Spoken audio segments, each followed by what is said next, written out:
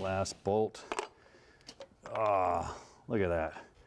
Doggone plastic. Welcome back to Tech Garage, presented by RockAuto.com. You know, the manufacturers are making these cars lighter, they're making them faster than ever, but with that comes plastics, you know, plastic intakes, dissimilar metals, all kinds of things going on, electrolysis.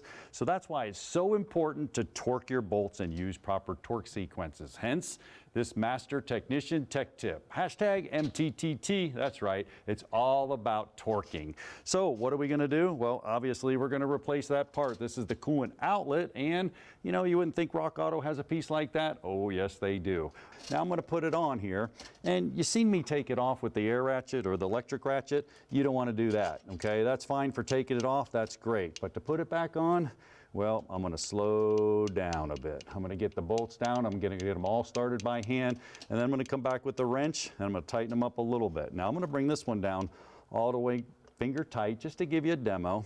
And then what I'm gonna do is I'm gonna grab a torque wrench. That's important. Now this torque, you can look at the specification, you can look this up on the internet sometimes. This torque happens to be 105 inch-pounds. Now follow the column up. That's right, I said inch-pounds. A little bolt like that's not gonna take 105 foot-pounds. We have an inch-pound torque wrench. If you don't, just take 12, multiply it, you're up to about 9 foot-pounds. Go ahead and put it to about 9 foot-pounds, but that's hugely important. Now, once I got it set up, I'm just gonna come down to the bolt, I'm gonna put it on there, and I'm gonna turn it until the torque wrench clicks. Now, once it does that, right there, then I'm good to go. I'll go back and I'll do all my bolts, but that's a good illustration of why to torque it. Now, you also may run into torque sequences. You see this intake manifold? This is made out of plastic. Once again, you have to follow a sequence. Take a look at this here. It starts from the middle, number 1, and work your way out. 2, 3, 4, 5, 6, 7, all the way to the end. And then use the torque specifications. Once again, intake manifold, 105 foot-pounds, same thing. So I'm gonna take my torque wrench, and I'm gonna go around to each one of these and torque them, starting at the middle and working my way out. And there's another great tech tip for you. If you don't have a torque specifications and you're stuck and it has to be done, at least work your way from the middle out and loosen just the opposite, so you're not warping any of those parts.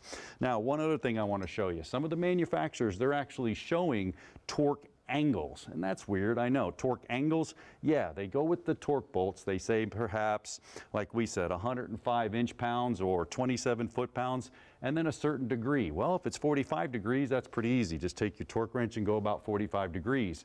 But most of them are maybe 27, 30, maybe even 80. I have a torque angle gauge right here. This is pretty cool because you can put it on the bolt. I'll just demo it for you. This is a 1/2-inch one, so I don't even have the wrench, but I just want to show you what we're doing.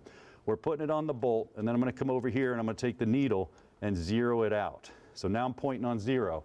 Then when I pull it, I'm actually going to take this and move it 10, 20, 30 to whatever angle it's at. Now that's putting that final stretch, that final torque on that bolt, that clamping force. That's going to make sure your engine's in tip-top shape.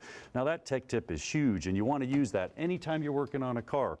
Now these vehicles today, they're riddled with plastic pieces and dissimilar metals, so torque specifications and torque sequence are the key. I hope this tech tip helped you.